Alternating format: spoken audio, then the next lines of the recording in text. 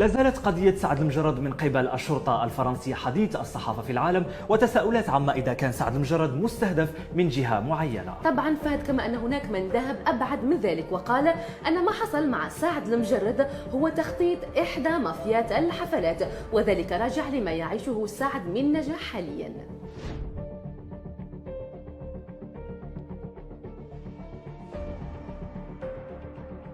لم يعد هناك حديث منذ ليلة الأربعاء 26 أكتوبر سوى عن خبر اعتقال النجم المغربي سعد المجرد بالعاصمة الفرنسية باريس بتهمة اغتصاب فتاة. وحسب مصادر إعلامية فإن المجرد التقى بها خلال عرض الكوميدي قاد المالح، حيث ذهبت معه عن طيب خاطر لإحدى الفنادق الذي يقع بشارع شانزليزيه، وأمضت معه الليلة ولم تخرج إلا صباحا لكي تتوجه مباشرة إلى مفوضية الشرطة لوضع شكايتها، ما جعل العديد من التساؤلات تطرح حول ملابسة القضية.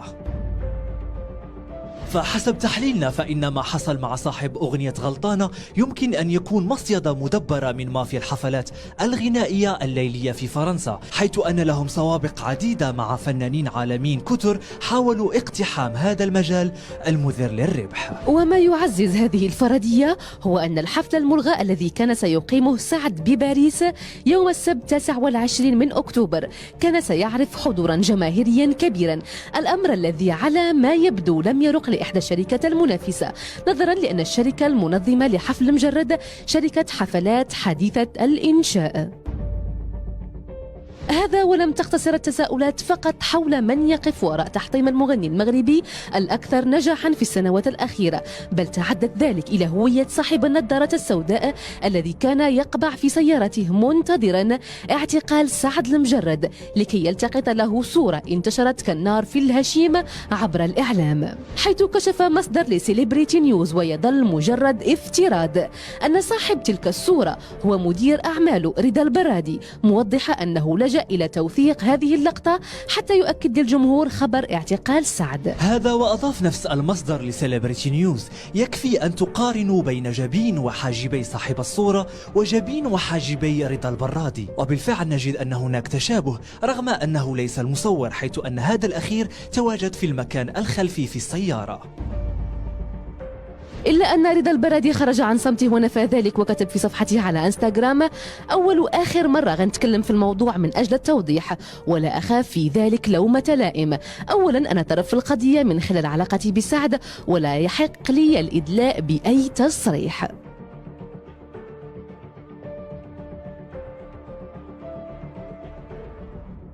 وأضاف رضا البرادي: ثانيا للناس اللي كتقول أنني من أخذ صورة كنجاوبهم: كفاكم هراء وبركة من تخربيق والاستهتار. كيف يعقل أنني أخذ صورة وأنا في ذاك الوقت كنت مع الشرطة داخل الفندق أستقصي الأمر بحكم أنني لم أحضر الوقائع، يضيف مدير أعمال سعد المجرد. ونقلت وسائل إعلام فرنسية عن أطراف مقربة من التحقيق أن المجرد كان تحت تأثير مواد مخدرة عندما كان برفقة الفتاة في غرفته بالفندق، لكن محامي دفاع المجرد ينفون جملة وتفصيلا التهم المنسوبة لموكلهم. إجراء المواجهة مع المشتكية.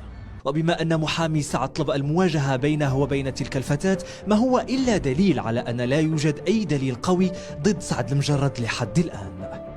فقضية الخدوش البسيطة حسب بعض القنوات لا تعد دليل، بالأخص أن الفتاة تقدمت بالشكاية بمركز شرطة أبعد من الفندق، في حين كان من الممكن أن تتقدم بمركز قريب منها. الفتاة لا شهود لها، ولو كان هناك احتجاز أو ضرب كان من الممكن أن تستنجد بموظفي الفندق، وهو الشيء الذي لم يحدث حسب العاملين به.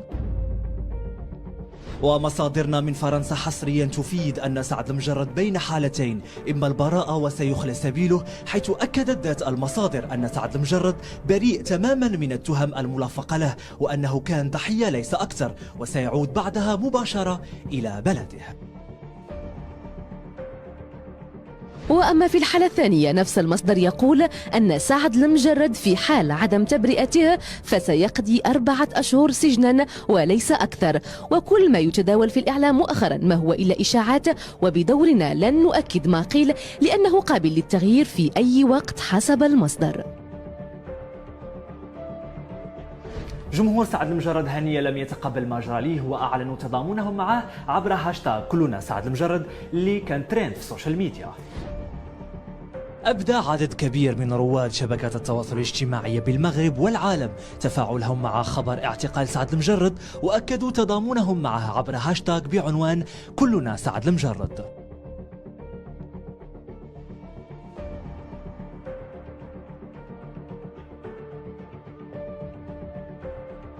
وهذا الهاشتاغ كان ترند في العديد من الدول.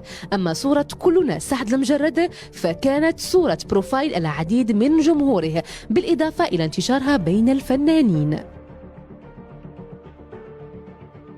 المشاهير كذلك أعلنوا تضامنهم المعنوي مع سعد المجرد في أزمته، وغرد العديدون أن سعد بريء وأن التهمة ملفقة له. حاول عدد كبير من الفنانين الوقوف بجانب الفنان المغربي سعد المجرد بعد أزمته، فكتبت الفنانة المغربية سميرة سعيد عبر صفحتها الشخصية بموقع التواصل الاجتماعي فيسبوك: سعد قلبي معك، هي محنة وتزول، إن شاء الله ترجع لفنك والمحبيك. أما الفنانة أصالة فنشرت صورة لسعد المجرد عبر حسابها عبر انستغرام، علقت عليها قائلة: سعد المجرد من أهدى الشباب اللي قابلتهم بحياتي، التقيت فيه بسهرات كثيرة والتقينا بسفر، ودائما كان فيه تريليون بنت حيموت ويحكوا معاه، وكان دائما تصرفه غاية بالتهذيب. ومن بين أهم الملتحقين بكوكبة المتضامنين نذكر الفنانة الإماراتية أحلام.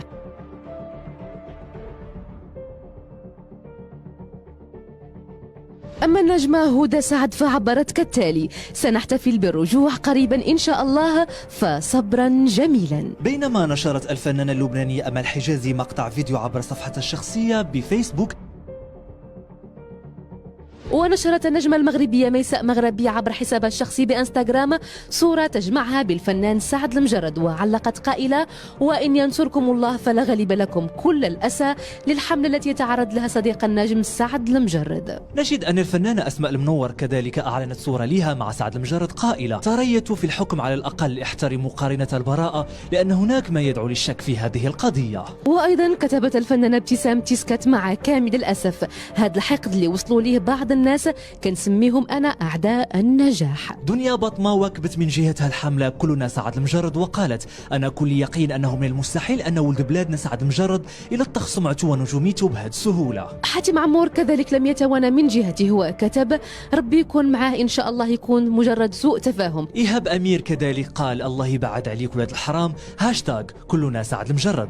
أما الإعلامي رشيد الإدريسي هو من بين أكبر اللي دعموا سعد المجرد، وكانت أغلب بوستاته على فيسبوك أدعية ورسائل لصديقه.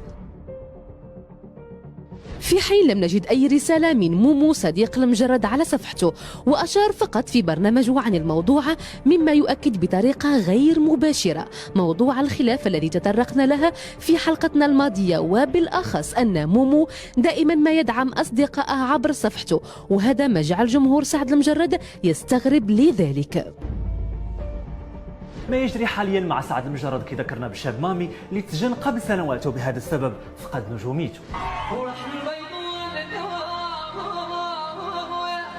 سعد المجرد لا يعتبر الفنان الأول الذي أدين من قبل القضاء الفرنسي، ولم تشفع له شهرته للتخلص من التهمة أو التخفيف من عقوبتها، حيث سبق أن اعتقل زميله في المجال قبل سنوات أي الشاب مامي بتهمة الاحتجاز ومحاولة إجهاض صديقته، وحكم الشاب مامي شهر يوليو 2009 بالسجن 5 سنوات. هذا وكان لهيئة دفاعه محاولات كثيرة لإخراجه بكفالة أو عن طريق الإفراج المشروط الذي يكفلها الدستور الفرنسي، فالفنان الذي لمع نجمه ودعسته عالميا قبل سجنها لم يجد من الشهرة غير القليل بعد خروجه، وجماهيريته لم تعد كالسابق.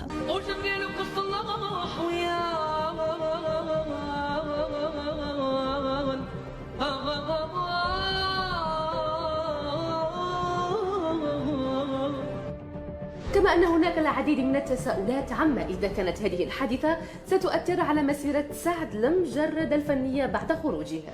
لعبي عليه العشر ما يعاودش الهضر، يكون راجل لمرة لا بزاف على ترويج. هذا ما يخشاه العديد من معجبي المعلم، الذي سيكون مصيره نفس مصير الشاب مامي في حال ثبوت إدانته، حيث كثرت التساؤلات عما إذا سيتوقف مسار المجرد إلى هذا الحد أم سيعبر هذه الأزمة لإكمال مشوار نجوميته وشهرته العالمية. فنحن كطاقم برنامج سيليبريتي نيوز نتضامن بشكل كبير مع سعد المجرد، ونتمنى أن يتخطى هذه الأزمة ويعود لجمهوره ومحبيه، فنحن واثقون أن القانون سيأخذ مجراه والحقيقة ستظهر لا محالة.